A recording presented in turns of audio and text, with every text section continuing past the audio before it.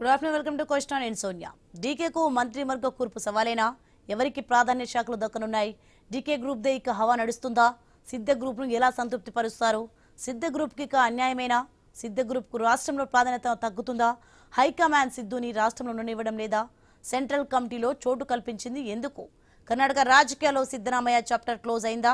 CWC సభ్యుడిని చేసి కాంగ్రెస్ మూలన పెట్టిందా? డీకే శివకుమార్ ఫుల్ పవర్స్ తో సీఎం కాబోతున్నారా? డీకేకి సొంతింట్లో అడ్డంకులు తొలగిపోయినట్టేనా? రసవత్తరంగా సాగిన కర్ణాటకంలో సిద్ధు ఓడిపోయారా? ట్రబుల్ షూటర్ డీకేను బీజేపీ తట్టుకోగలదా? ఇప్పుడు కర్ణాటకలో ఏం జరగబోతోంది?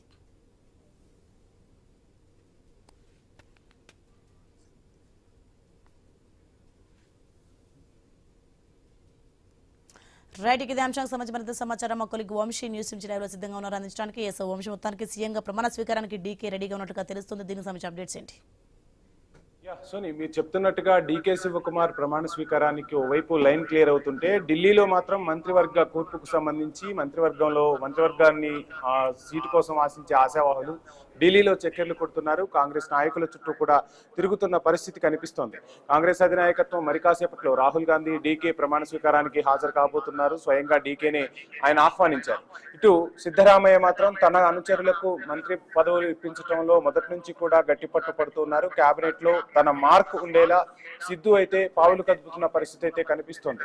చూడాలి ఎటువంటి పరిణామాలు జరుగుతాయి ఏంటి అనేది. మొత్తంగా ఇప్పుడు కొంతమందితో ప్రమాణ స్వీకారం కార్యక్రమం నిర్వహించి ఆ తర్వాత మంత్రివర్గ కూర్పు ఉండేలా అయితే పక్కా ప్రణాళికతో డీకే శివకుమార్ ముందుకు వెళ్ళబోతున్నారు. సో ఆ పరిణామాలు ఏ విధంగా ఉండబోతాయి, ఏం జరగబోతుంది అనేది మాత్రం వేచి చూడాల్సిన అంశంగానే కనిపిస్తోంది. సోని, రకరకాల అంశాలు అంటే మొదటి నుంచి కూడా పవర్ షేరింగ్ అని చెప్తున్నా కాస్త సిద్ధుని ఆ పదవి నుంచి తప్పించడానికి టైం పట్టింది. అటు అధిష్టానం కూడా సిద్ధుకు నచ్చజెప్పే ప్రయత్నం చేసింది. ఆయన్ను ఢిల్లీ రమ్మంటే ఆయన తోసిపుచ్చారు. నేను ఢిల్లీ రాజకీయాలతో నాకేం పని లేదు, నేను ఒక ఎమ్మెల్యేగా అయినా కొనసాగుతా, కానీ ఢిల్లీ రానని తేల్చి చెప్పారు. డీకే శివకుమార్ మంత్రివర్గంలో తన అనుచరులకు ఎవరైతే ఉన్నారో తను నమ్ముకున్న వాళ్లకు ఆ పదవులు ఇవ్వాల్సిందిగా మాత్రం మొదటి నుంచి కూడా సిద్ధు పట్టుబడుతున్న పరిస్థితి అయితే కనిపించింది. సోని, రకరకాల అంశాలు కర్ణాటక రాజకీయాల చుట్టూ తిరిగినా మొత్తంగా డీకే ఏదైతే అనుకున్నారో అందులో సఫలీకృతం అయ్యారనే చెప్పాలి. ఇక మంత్రివర్గం డీకే ప్రమాణ స్వీకారం చేసేటప్పుడు డీకేతో పాటు కొంతమంది ప్రమాణ స్వీకారం చేసే విధంగా కూడా డీకే పావులు కదుపుతున్నారు. ఇదే అంశానికి సంబంధించి మనతో మాట్లాడేందుకు షేక్ సైదా గారు, కాంగ్రెస్ స్పోక్స్ పర్సన్ జూమ్ లో జాయిన్ అయ్యారు. అదేవిధంగా పెద్దిరెడ్డి రవికిరణ్ గారు, Bharatiya Janata Party spokesperson zoom లో సిద్ధంగా ఉన్నారు. ముందుగా సైదా గారికి, రవికిరణ్ గారికి గుడ్ ఆఫ్టర్నూన్ అండి. గుడ్ ఆఫ్టర్నూన్ వంశీ గారు. సైదా గారు ఎలా చూస్తున్నారు? మొత్తంగా సిద్ధరామయ్య తన పట్టు మాత్రం వేడటం లేదు. మంత్రివర్గంలో తన అనునయులకు ఖచ్చితంగా ఎన్ని సీట్లు అయితే చెప్పాడో అన్ని సీట్లు ఇవ్వాల్సిందే అని పట్టుబడుతున్నారు. ముఖ్యంగా సిద్ధరామయ్య కొడుకుకైతే బెర్త్ కన్ఫామ్ అవుతుంది. మిగతా వాళ్ళ పరిస్థితి ఏంటన్నది మాత్రం వేచి చూడాలి. సో ఎందుకు ఇంత అంటే పవర్ షేరింగ్ అని చెప్తూ ఉన్నా అక్కడ డీకే వర్గం, సిద్ధరామయ్య వర్గం అనేది స్పష్టంగా కనిపిస్తుంది. డీకేనేమో తన మార్కు చూపించాలని ఊబిళ్ళు ఊరుతున్నారు. సో ఏ విధమైన పరిణామాలు జరగబోతున్నాయి? కాంగ్రెస్ అధిష్టానం ఏ విధంగా దృష్టి సారిస్తుంది కన్నడ రాజకీయానికి సంబంధించి? వంశీ గారు, మీకు అలాగే అన్న బీజేపీ నాయకులు పెద్దిరెడ్డి కిరణ్ గారికి అలాగే ఐన్యూస్ వీక్షకులందరూ కూడా నమస్కారం. నిజంగా ఎందుకంటే మనం చూస్తా ఉన్నాం 3 సంవత్సరాల తర్వాత కర్ణాటకలో ప్రభుత్వం ఈరోజు మరి మారిపోతున్నటువంటి పరిస్థితులు మనం చూస్తా ఉన్నాం. సిద్ధరామయ్య గారు దిగిపోయి ఈరోజు డీకే శివకుమార్ గారు ట్రబుల్ షూటర్ ఈరోజు ఆయన ముఖ్యమంత్రిగా బాధ్యతలు చేపట్టబోతా ఉన్నారు. రాష్ట్రం మొత్తం కూడా కాంగ్రెస్ పార్టీ శ్రేణులందరూ కూడా అత్యంత ఉత్సాహంతో మరి కథం తొక్కుతున్నటువంటి పరిస్థితులు మనం చూస్తా ఉన్నాం. మీరు అన్నట్టుగా మీ కామెంట్స్ లో చెప్పినట్టుగా కాంగ్రెస్ లో డీకే వర్గం లేకపోతే సిద్ధరామయ్య వర్గం లేకపోతే ఇంకొక వర్గం అనేది కాదు. ఇక్కడ సమైక్యంగా కాంగ్రెస్ పార్టీని మళ్ళీ తిరిగి అధికారంలో తీసుకురావాలన్నటువంటి ఒక కృతనిశ్చయంతో మరి అధిష్టానం ఎవరైతే మల్లికార్జున ఖార్గే గారు అలాగే రాహుల్ గాంధీ గారు, సోనియా గాంధీ గారు ఆలోచన చేసి డీకే శివకుమార్ కి అప్పటిటువంటి మాటల్ని నిలబెట్టుకోవడం కోసంగా మరి ఆయనకి ముఖ్యమంత్రి చేయడానికి ప్రయత్నం జరిగిన విషయం మీ అందరికీ తెలిసిందే. ఎందుకంటే చాలా మంది ఊహించుకున్నారు బీజేపీ నాయకులు అయితే ఒకనొక దశలో ఇంకా కాంగ్రెస్ లో కొట్లాట జరగలేదేంది, బజార్కి ఎక్కలేదేంది, ఆఫీసులు తగలబెట్టలేదని చెప్పి పాపం వాళ్ళు ఆలోచనలో పడ్డారు. చాలా సునాయాసంగా, చాలా చక్కగా, మంచి వాతావరణంలో మరి సీనియర్ నాయకులైనటువంటి 8 సంవత్సరాల పాటు కర్ణాటక రాష్ట్రానికి ముఖ్యమంత్రిగా పనిచేసినటువంటి సిద్ధరామయ్య గారు, మరి ఆయన యొక్క జెంటిల్మెన్ లాగా ఇచ్చిన మాట ప్రకారంగా ఆయన ముఖ్యమంత్రి నుంచి పదవి నుంచి తప్పుకొని ఆయనే స్వయంగా డికే శివకుమార్ ని మరి లెజిస్లేచర్ పార్టీ సమావేశంలో ముఖ్యమంత్రిగా అభ్యర్థిగా ప్రకటించి అనే విషయం మీ అందరికీ తెలిసిందే. ఎందుకంటే ఈ రోజు మరి ఏదో సిద్ధుని హైకమాండ్ సిద్ధరామయ్యని రాష్ట్రంలో ఉండనవసరం లేదు, దేశ రాజకీయాల్లో మీ అవసరం ఉంది, ఇక్కడకు రండి అని చెప్తూ ఉంటే సిద్ధరామయ్య మాత్రం అధిష్టానం మాట వినట్లేదు. అక్కడే ఉండి నేను పావులు కదుపుతాను, అక్కడే ఉండి నా రాజకీయాన్ని నేను నెరవేర్చుకుంటాను అని కూడా చెప్తున్నట్టుగా టాక్ వినిపిస్తోంది కదా. ఎందుకు అధిష్టానం మాట సిద్ధరామయ్య వినలేకపోతున్నారు మరి? వంశీ గారు, ఎందుకంటే మీరు ఒక విషయాన్ని గమనించాలి. ఎందుకంటే సిద్ధరామయ్య గారు ఎప్పుడు కూడా జాతీయ రాజకీయాల్లో ఉండాలని చెప్పి ఆయన కోరుకున్నటువంటి వ్యక్తి కాదు. ప్రజలతో మమేకమై స్థానికంగా ఉన్నటువంటి పరిస్థితుల దృష్ట్యా ఎప్పుడు కూడా స్థానికంగా రాష్ట్ర ప్రజలతో కలిసిమెలిసి ఉండాలనేటువంటిది ఆయన ఆలోచన. అంతే తప్ప ఈ వయసులో, అంటే వయసు రీత్యా కూడా పెద్దవాడు కాబట్టి ఇంకా రాజకీయాలు, దేశ రాజకీయాలు ఇవన్నీ నాకు అవసరమా, ఉన్నంతలో ఇక్కడే ఈ రాష్ట్ర ప్రజలతో కలిసిమెలిసి ఉందాం, పనిచేద్దాం, పార్టీని మరోసారి అధికారంలోకి తీసుకొద్దాం అనేటువంటి ఒక ఆలోచనతోటి ఆయన ఉన్నాడు తప్పితే పార్టీని అధికారంలోకి తీసుకురావడం కోసం ప్రయత్నాలు చేస్తున్నాడా, లేదా తన వారసుడిని ముందు పెట్టి రాజకీయం నడిపేందుకు ప్రయత్నిస్తుడా అనేది మాట్లాడదాం. ఈ అంశం గురించి రవికిరణ్ గారు, గుడ్ ఆఫ్టర్నూన్. నమస్తే వంశీ గారు. ఏంటి మొత్తంగా కర్ణాటకలో ఏదో జరుగుతుంది అనుకుంటే ట్రబుల్ షూటర్ మొత్తంగా ట్రబుల్ లేకుండా చేసుకున్నాడు. భారతీయ జనతా పార్టీకి గట్టి సవాల్ విసరబోతున్నాడు. ఇక్కడ అంటే కర్ణాటకలో మేము ఒక ఫేస్ చూపించుకోవటానికి ఉంది, కానీ భారతీయ జనతా పార్టీకి సరైన లీడర్ లేడు, క్యాడర్ లేదు అని చెప్పి వినిపిస్తున్న విమర్శ. ఎలా చూస్తున్నారు ఆ విమర్శని? ఏం చేయబోతున్నారు? ట్రబుల్ షూటర్ మొత్తంగా అంటే డీకే శివకుమార్ ని ముందుంచడం ద్వారా కర్ణాటకలో భారతీయ జనతా పార్టీ ఆశలకు కాంగ్రెస్ గండి కొట్టింది అనేది విశ్లేషకుల నుంచి కూడా వినిపిస్తున్న మాట. వంశీ గారు, మీకు తోటి ప్యానలిస్ట్ గా న్యూస్ వీక్షకులందరికీ నమస్కారం. ఈరోజు కర్ణాటక రాష్ట్రంలో కొత్తగా అసెంబ్లీ ఎన్నికలు జరగలేదు వంశీ గారు. అసెంబ్లీ ఎన్నికలు జరిగింది మే 2023లో, అంటే 37 నెలల క్రితం అక్కడ ఎన్నికలు జరిగాయి. అది ఇప్పుడు ఏదో కొత్తగా ఎన్నికలు జరిగినట్టు కొత్తగా హడావుడి చేస్తుంటే, ఇప్పుడు విచిత్రం ఏంటంటే మే 2023లో 135 స్థానాలతో ప్రచండమైన మెజారిటీ కాంగ్రెస్ పార్టీకి ఇస్తే సరిగ్గా పరిపాలన చేయటం చేతకాక వర్గాలుగా డివైడ్ అయిపోయి ఈరోజు బాహాటంగా 2 వర్గాలు, నీ వర్గానికి నాకెన్నిస్తావు, నా వర్గాన్ని నువ్వెన్ని తీసుకుంటావు, నా వర్గానికి డిప్యూటీ సీఎంలనే, నీ వర్గానికి వాళ్ళగా కిస్సా కుర్చీ కోసం కీచులాడుకుంటూ తప్పితే ప్రజల యొక్క శ్రేయస్సు, పరిపాలన పట్టని కాంగ్రెస్ పార్టీ విధానాన్ని ప్రజల ముందు, దేశం ముందు చాలా స్పష్టంగా కనపడుతుంది. సరే, ముఖ్యమంత్రులు మారా రాష్ట్రంలో 5 ఏళ్ళలో ఎప్పుడో ఏ ప్రభుత్వం మార్చుకుంటారు వంశీ గారు, కానీ ఇలా కాదు కదా. గత 6-7 మాసాలుగా ఏదో అంతరంగాల సీరియల్ లాగా పక్క రాష్ట్రంలో ఉన్న మనం కూడా గత 6 మాసాలుగా చర్చిస్తున్నాం. మీ ఛానల్లో కూడా మనకేం పని పక్క రాష్ట్రం గురించి చర్చించడానికి? అంటే ఆ రకమైనటువంటి దురదృష్టకరమైనటువంటి పరిపాలన కాంగ్రెస్ పార్టీ నాయకత్వం, ఆ యొక్క అధినాయకత్వం పరిస్థితి ఆ రకంగా ఉంది. ఏ సమస్యని అంతర్గతంగా కూడా సాల్వ్ చేసుకోలేక, స్మూత్ గా ట్రాన్సిషన్ చేయలేక ఒక 7 మాసాలు, ఒక పక్కనేమో 2.5 సంవత్సరాలు అగ్రిమెంట్ అప్పుడే జరిగింది అంటారు. సిద్ధరామయ్య గారు అబ్బాయి అటువంటిది ఏమీ లేదు, మా పార్టీలో ఆ సంస్కృతి లేదంటారు. ఇప్పుడేమో బాటంగా అవును ఉందా, ఇవన్నీ ఒప్పుకున్నాం, మార్చుకున్నాం అంటారు. మళ్ళీ నా కొడుకు సీఎం, డిప్యూటీ సీఎం కావాలంటే నా కొడుకే ఇది కావాలంటారు. ఎంతసేపు ఈ పంచుకుంటాలో, పదవులు పంచుకుంటాలు, డబ్బులు పంచుకుంటాలు, ఈ పంచుకుంటాలు తప్పితే ఆ రాష్ట్ర ప్రజలకి మీరు ఇచ్చిన మ్యాండేట్ ఈ కిచ్చులాడుకుంటాకి ఇచ్చారా మ్యాండేట్?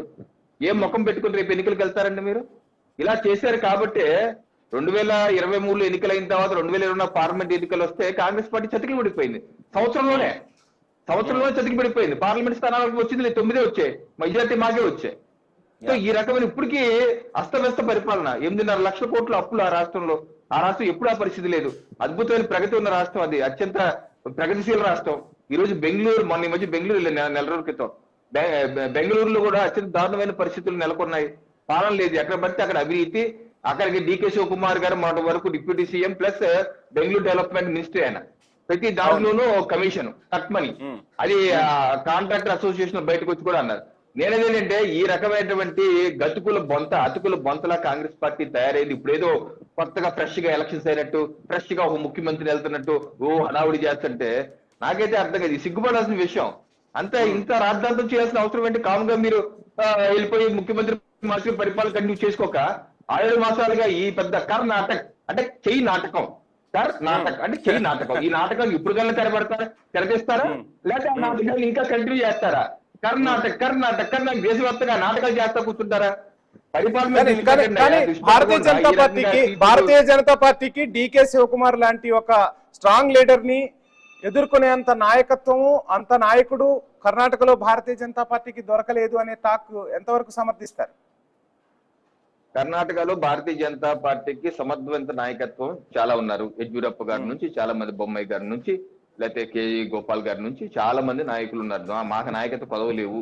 ఈ నాయకత్వంతోనే 2024 పార్లమెంట్ ఎన్నికల్లో కూడా పార్లమెంట్ ఘన విజయం సాధించాం. అత్యధికమైన సీట్లు కూడా కర్ణాటక రాష్ట్రంలో మేమే సాధించాం. మరి 133 స్థానాలు వచ్చి సంవత్సరం తిరగకుండా ఎన్నికలు జరిగితే మొత్తం కుదేలైపోయింది కాంగ్రెస్ పార్టీ. మరి ఈ నాయకత్వమే కదా. సో నేనేంటంటే ప్రజలు ఒక అవకాశం ఇచ్చారు, అవకాశానికి సద్వినియోగం చేసుకోవట్లేదు. ఎంతసేపు నేను ఎప్పటికన్నా ముఖ్యమంత్రి అవ్వాల్సిందే డీకే శివకుమార్ గారు, నేను ముఖ్యమంత్రి సీటు వదలను అని చెప్పి సిద్ధరామయ్య గారు కూడా ఆయన స్థాయి అంటే ఆయనకు కూడా ఆయన వర్గం ఉంది, ఆయనకు బేస్ ఉంది. మరి రాహుల్ గాంధీ గారు ఇప్పుడు వరకండి వంశీ గారు దేశవ్యాప్తంగా ఇట్నీ ఆబాదీ ఉత్నీ షేర్ అంటారు. ఎంతమంది జనాభా అంటారు ఓబీసీ అనేవాళ్ళు. ఇప్పుడు ఏమి ఓబీసీ 4 రాష్ట్రాల్లో అధికారంలో ఉన్నారు. మీరు తెలంగాణలో ఉన్నారు, హిమాచల్లో ఉన్నారు, కేరళ ఉన్నారు, కర్ణాటక. ఒక్క ఓబీసీ అయినా ముఖ్యమంత్రి చేశారు మీరు? ఈక్వేషన్ ప్రకారం ఇద్దరు ఉండాలి కదా. ఆయన చెప్పిన దేశమంతా పాత్రికేయ సమావేశంలో కూడా రాహుల్ గాంధీ అడుగుతారు, తుమ్ కౌన్సీ జాతీయో తుమ్ కౌన్సీ పార్టీ అని పాత్రికేయ సమావేశంలో అడుగుతాడు ఆయన. మరి ఇప్పుడు ఆయన కనపట్టలేదు. అలాగే మల్లికార్జున ఖర్గే గారు జాతీయ అధ్యక్షుడు, ఆయన సొంత రాష్ట్రంలోనే ఈ కుంపటి. ఎంత విచిత్రం చూడండి. జాతీయ అధ్యక్షుడు నేను అడిగామనుకోండి, హైకమాండ్ దేఖ్లేగా సబ్ కుచ్ అంటారు ఆయన. మరి కర్ణాటకలోని ఆయన హైకమాండ్ జాతీయ అధ్యక్షుడు కూడా రాష్ట్రంలోని ఎంత అస్తవ్యస్త అతికుల బొతకలాగా ఈ రకంగా చేసుకున్నారు. కామ్గా వెళ్ళి చక్కగా ఒక రోజు ముఖ్యమంత్రి మార్చుకొని ప్రమాణం చేసి పరిపాలన చేసుకోక ఏంటి కర్ణాటక ఇక నాటకాలు పెట్టి మన రాష్ట్రంలో కూడా మనం డిస్కస్ చేశా అంటే కాంగ్రెస్ పార్టీ దుస్థితి ఈ రాష్ట్రమే కాదండి, అన్ని రాష్ట్రాలు అట్టాగే ఉన్నాయి. హిమాచల్ ప్రదేశ్ కూడా 2 గ్రూపులు, ఆయన ముఖ్యమంత్రి ఒక గ్రూప్, ఇంకో గ్రూప్. రాజస్థాన్కి వెళ్ళండి, అశోక్ గెహ్లాట్ గారు, సచిన్ పైలట్ ఓ గ్రూపు. అలాగే తెలంగాణ చూడండి, రేవంత్ రెడ్డి గారు సీనియర్ కాంగ్రెస్ వీళ్ళందరూ ఒక గ్రూపు. అలాగే కేరళ వెళ్ళండి, వేణుగోపాలం గారి గ్రూపు, అలాగే ఇప్పుడు ఉన్న సతీశన్ గారి గ్రూపు. ఇలా వాళ్ళ ప్రతిపక్షం అక్కర్లేదు కాంగ్రెస్ పార్టీకి, వాళ్ళే ప్రతిపక్షం, వాళ్ళే కొట్టేసుకుంటారు. ఎవరో కొట్టలేదు, వాళ్ళే కొట్టేసుకుంటారు. రైట్ ఆన్సర్ తీసుకుందాం. ఏంటి మొత్తంగా సైదా గారు, రవికిరణ్ గారు చెప్తున్నట్టుగా ఎక్కడ చూసినా గ్రూపులు కనిపిస్తున్నాయి తప్ప పరిపాలన కనిపించట్లేదు. ప్రజలు ఇచ్చిన అవకాశాన్ని కాంగ్రెస్ పార్టీ సద్వినియోగం చేసుకోలేకపోతుంది. కాంగ్రెస్ ప్రభుత్వాలు పరిపాలనలో ఘోరంగా విఫలమవుతున్నాయి. అది కర్ణాటక కావచ్చు, ఎక్కడైనా అదే తీరు కనిపిస్తుంది. అండ్ ఒక మెయిన్ పాయింట్, మీ నాయకుడు చెబుతున్న ఓబీసీ అనేది మీ పాలనలోనే, మీ ప్రభుత్వాల్లోనే అమలు అవ్వట్లేదు. ఎలా చూడాలి ఈ అంశాన్ని? మాటలు అంటే రాహుల్ చెప్పేది ఒకటి, చేసేది ఒకటి అన్నట్టుగా పరిస్థితులు ఉన్నాయనేది కాంగ్రెస్ పై ఉన్న విమర్శ. ఏం ఆన్సర్ చేస్తారు? సోదరుడు పెద్దిరెడ్డి రవికిరణ్ గారు మాట్లాడిన మాటలు చూస్తా ఉంటే దుర్వింద సామెతను గుర్తు చేస్తా ఉంటుంది. వాళ్ళు బీజేపీలో ఎన్ని లొసుకులు ఉన్నాయో, ఏ రాష్ట్రాలు ఎంతమంది కృష్ణులు మార్చారో, ముఖ్యమంత్రులనే మొదటి కృష్ణుడు, రెండో కృష్ణుడు, మూడో కృష్ణుడు లాగా కర్ణాటకలో వాళ్ళు అధికారంలో ఉన్నప్పుడు మార్చారు. కర్ణాటకలో ముగ్గురే పూర్తి స్థాయిలో, అది మీ ప్రభుత్వమైనా, కాంగ్రెస్ ప్రభుత్వమైనా, భారతీయ జనతా పార్టీ ప్రభుత్వమైనా, అంతకుముందు జేడీఎస్ అయినా, ముగ్గురే పూర్తి కాలం పరిపాలించారు. సో ఏ పార్టీ కూడా అతీతం కాదు అక్కడ. అట్ట కాదు, ముఖ్యమంత్రుల్ని మార్చడంలో బీజేపీ ఎవరిచ్చినటువంటి తీరు గుజరాత్ లో చూసాం, కర్ణాటకలో చూసాం. ఎందుకంటే వాళ్ళ పాలిత రాష్ట్రాల్లో ఏ విధంగా జరుగుతున్నాయో చూస్తా ఉన్నాం. ఎందుకంటే వాళ్ళు పాపం ఫ్రస్ట్రేషన్ లో ఉన్నారు ఈ రోజు బీజేపీ వాళ్ళు. పెద్దిరెడ్డి కిరణ్ బట్టి మాటలు బట్టి అర్థమవుతా ఉంది. కాంగ్రెస్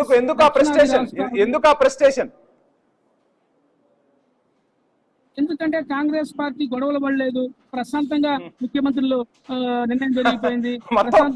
గొడవే పడ్డారు. ఢిల్లీ వేదికగా మీ గొడవను భారతదేశంలోని అన్ని రాష్ట్రాలు చూశారు, ప్రతి రాష్ట్రంలోనూ మీ పార్టీ గురించి చర్చ జరుగుతుందనే కదా రవికిరణ్ గారు ఇప్పటిదాకా చెప్పింది. ఇప్పుడు ఎందుకంటే రవికిరణ్ గారు ఎప్పుడో గతంలో జరిగిన విషయాలు చెప్తా ఉన్నాడు. ఇప్పుడు ఏం జరుగుతుంది రాహుల్ గాంధీ గారి నాయకత్వంలో రాష్ట్రాల్లో ఏ విధంగా మీరు చూశారు. కేరళలో కూడా మన జరిగినటువంటి ఎన్నికల్లో మరి ఇది 3-4 పోటీ. ఎందుకంత జాప్యం కేరళలో కూడా చాలా జాప్యం జరిగింది కదా. అక్కడ పశ్చిమ బెంగాల్లో అమిత్ షా వెళ్లారు, శుభేంద్ర అధికారిని ప్రకటించేశారు, వచ్చేసారు, సీఎం గా అయిపోయింది. కానీ కేరళలో ఎందుకు అన్ని రోజులు ఎందుకు టైం తీసుకున్నారు? మహారాష్ట్రలో వాళ్ళకి అధికారం వస్తే వాళ్ళు ముఖ్యమంత్రి చేయడానికి ఎన్ని రోజులు పట్టిందో చెప్పండి, అది కూడా చెప్పండి నాకు. మహారాష్ట్రలో వాళ్ళు మరి ముఖ్యమంత్రిని పెట్టడానికి ఎంతకాలం తీసుకున్నారో చెప్పండి. ఎందుకంటే ఇది మాది ప్రజాస్వామ్యబద్ధంగా రాజకీయ పార్టీ, మేము చాలా ఆలోచనీతంగా ఉంటాం, అందరితో కలిసి మాట్లాడతాం, అందరి అభిప్రాయాలు తీసుకుంటాం. ఎందుకంటే ఏదో ఒకటి దుందుడుకు నిర్ణయం తీసుకొని పార్టీలో స్పిట్స్ తీసుకొచ్చి గందరగోళం చేయడానికి కాదు కదా. ప్రజాస్వామ్యాన్ని కాపాడాలా, మంచి పరిపాలన అందించాలా, ప్రజలు మా మీద పెట్టుకున్నటువంటి నమ్మకాన్ని ఒమ్ము చేయకుండా మంచి పరిపాలన అందించాలనేటువంటి లక్ష్యంతో రాహుల్ గాంధీ గారు, సోనియా గాంధీ, ఖార్గే గారు చేసినటువంటి విషయం. ఇది పోతే ఓబీసీలకు అన్యాయం చేశారని మాట్లాడుతున్నాడు. నిన్నటిదాకా సిద్ధరామయ్య గారు ఓబీసీ కదా, జాతీయ అధ్యక్షుడు మరి మల్లికార్జున ఖార్గే గారు దళిత సమాజం చెందినటువంటి వ్యక్తే కదా. బీజేపీలు ఎవరున్నారు చెప్పమనండి. దళితులకి ఏ రాష్ట్రంలో ముఖ్యమంత్రులు చేశారా, లేకపోతే బీజేపీ జాతీయ అధ్యక్షుడు ఎవరన్నా దళితులు ఉన్నాడా? బంగారు లక్ష్మణ్ ని దారుణంగా అవమానించి ఆయన చనిపోయేటట్టు చేసిన దుర్మార్గులు వీళ్ళు కూడా మరి మాట్లాడుతూ ఉంటే నాకు అర్థమవుతుంది దెయ్యాలు వేదాలు వలిచినట్టుగా ఉంది. కాంగ్రెస్ పార్టీ లౌకిక పార్టీ, అన్ని వర్గాలని సామాజిక వర్గాలను కలుపుకొని పనిచేసినటువంటి పార్టీ. వీళ్ళు కులం, మతం, గుడి, గోపురం, మసీదు ఏంటి అంత మాట అనేశారు? దుర్మార్గం అనే పార్టీ అనేశారు ఏంటి భారతీయ జనతా పార్టీని? అదేనండి, ఇప్పుడు మనం ఉన్న వాస్తవం చూస్తున్నాం కదా. వాళ్ళు చేసే పనులన్నీ కూడా ఎంత దుర్మార్గానికి తెగిస్తున్నారో మనం చూస్తున్నాం. ప్రభుత్వాలు దించడానికి ఏ విధంగా కుట్రల కుతంత్రాల పనులను చూస్తున్నాం. మణిపూర్ మారణ హోమం జరుగుతూ ఉంటే ఇప్పటికి కూడా స్టిల్ నౌ దాని గురించి పట్టించుకున్న పాపాన పోలేదు వీళ్ళు. ఎస్ఐఆర్ పేరుతోటి ఏ విధంగా ప్రతిపక్షాల ఓట్లు తొలగిస్తున్నారో మనం చూస్తా ఉన్నాం. డీజిల్, పెట్రోల్ ధరలు అంటే ఎందుకంటే బీజేపీ వాళ్ళు దేశం కోసం, ధర్మం కోసం అని చెప్పి మాయ మాటలు చెప్పి ప్రజలను మోసం చేస్తున్నారు. డీజిల్, పెట్రోల్ ధరలు ఏ విధంగా మరి పెంచుతున్నారో మనం చూస్తా ఉన్నాం. గ్యాస్ సిలిండర్ ధర ఏ విధంగా, డొమెస్టిక్ గ్యాస్ సిలిండర్ ధర, అలాగే మనం చూసినట్లయితే కమర్షియల్ గ్యాస్ సిలిండర్ ధర. ఆన్సర్ తీసుకునే ప్రయత్నం చేస్తాను నేను రవికిరణ్ గారి దగ్గర నుంచి. మీ క్వశ్చన్స్ కే ఆన్సర్ తీసుకునే ప్రయత్నం చేస్తా. రవికిరణ్ గారు, ఏంటి భారతీయ జనతా పార్టీ ప్రభుత్వాలను దించటం కోసం కాచుకుని కూర్చుంటోంది, కర్ణాటకలో ఆశించింది జరగలేదు కాబట్టి ఆ ప్రెస్టేషన్ తో ఇటువంటి మాటలు మాట్లాడుతుంది అనేది మొదటి ఆరోపణ.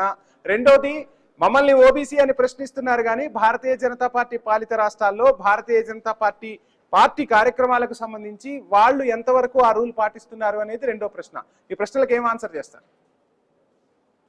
కర్ణాటకలో గొడవకి, ముఖ్యమంత్రి కుర్చీ గొడవలకి ఎవరు కారణం? వాళ్లే కదా. వాళ్ళ పార్టీలో క్రమశిక్షణ లేదు. 6-7 మాసాలుగా ఒకరినొకరు కీచులాడుకున్న మాట వాస్తవం కాదా? మనం డిబేట్లు పెట్టుకోలేదా? తిట్టుకున్న మాట వాస్తవం కాదా? ఢిల్లీకి వెళ్ళి ఒకరు వస్తానని ఒకరు రానని చేసుకుందా?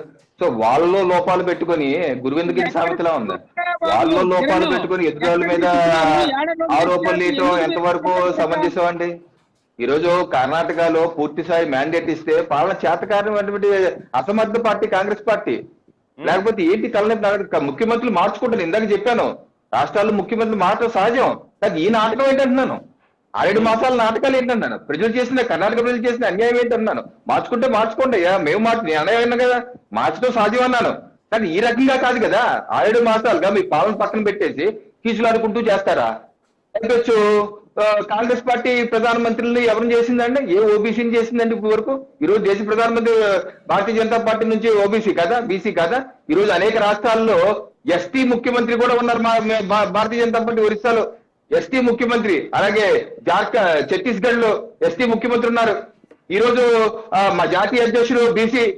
ఏంటి మీ కాంగ్రెస్ పార్టీ అనేది ఒక ఇంటి పార్టీ, ఒక ముస్లిం పార్టీ? కాంగ్రెస్ పార్టీ ఇది ముస్లిం లీగ్ మావోయిస్ట్ పార్టీ అది. అయ్యో ఏంటి అది వాళ్ళ ముస్లింల కోసమే ఉన్న పార్టీ అది. పార్టీ మొత్తం ముస్లింలకు అప్పచెప్పేశారేంటి ఒకసారిగా? పార్టీ మొత్తం ముస్లిం పార్టీయే, ముస్లిం లీగ్ పార్టీ అది. ఎందుకంటే రాహుల్ గాంధీ గారి మొన్న 2 రోజుల క్రితం కూడా స్టేట్మెంట్ అలాగే సెక్యులరిజం లేదా? కాంగ్రెస్ పార్టీలో సెక్యులరిజం లేదా? అంటే నేటి అనేది ఎంత అబద్ధమో కాంగ్రెస్ పార్టీ లౌకికవాద పార్టీ అనేది అంత అబద్ధం. కాంగ్రెస్ పార్టీ కేవలం ముస్లింల కోసమే పనిచేసి ఇదే అది. ఆ కాంగ్రెస్ పార్టీ మన్మోహన్ సింగ్ గారు ఉన్నారు, ఆయన ప్రభుత్వంలో ఆయన ఏమన్నారు, ఈ దేశంలో మొదటి వనరులన్నీ ముస్లింలకే అన్నారు. అలాగే మన రేవంత్ రెడ్డి గారు ఏమన్నారు, ముఖ్యమంత్రి గారు కాంగ్రెస్ ముసల్మానే కాంగ్రెస్ అన్నారు. సో ముస్లింల కోసమే పనిచేసే కాంగ్రెస్ పార్టీ, భారతీయ జనతా పార్టీ అలా కాదండి.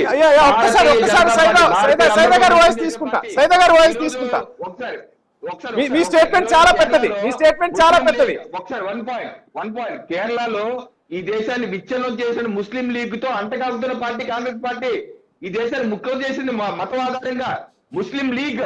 ఆ పార్టీతో ఒకే ఒక స్టేట్మెంట్ ప్లీజ్. రవికిరణ్ గారు ఏంటి సైదా గారు ఒకే ఒక స్టేట్మెంట్, ఒకే కమెంట్, మనకు సమయం లేదు ప్లీజ్. ఏంటి రవికిరణ్ గారి కమెంట్స్ ఎలా చూస్తున్నారు, ఏం చెప్తారు? ఇప్పుడు రవికిరణ్ గారు గోబెల్స్ ప్రచారం చేస్తున్నాడు కాంగ్రెస్ పార్టీ మీద. కాంగ్రెస్ పార్టీ అంటే ముస్లిం పార్టీ అని చెప్పి మా మీద. ఇప్పుడు ఎంఐఎం తో కలిసి ప్రయాణిస్తుంది ఎవరో మనకు తెలుసు. మొత్తంగా అటు కాంగ్రెస్ అయినా ఇటు భారతీయ జనతా పార్టీ అయినా రాజకీయమే చేస్తున్నాయా అన్న అంశం అయితే ఇప్పుడు తెరపైకి వచ్చింది. డీకే శివకుమార్ ను ముఖ్యమంత్రి చేయడం ద్వారా కర్ణాటకలో ఏం జరగబోతుంది, ఆ తర్వాత పరిణామాలు ఏ విధంగా ఉంటాయనేది మాత్రం వేచి చూద్దాం. చర్చలో పాల్గొన్న సైదా గారికి, రవికిరణ్ గారికి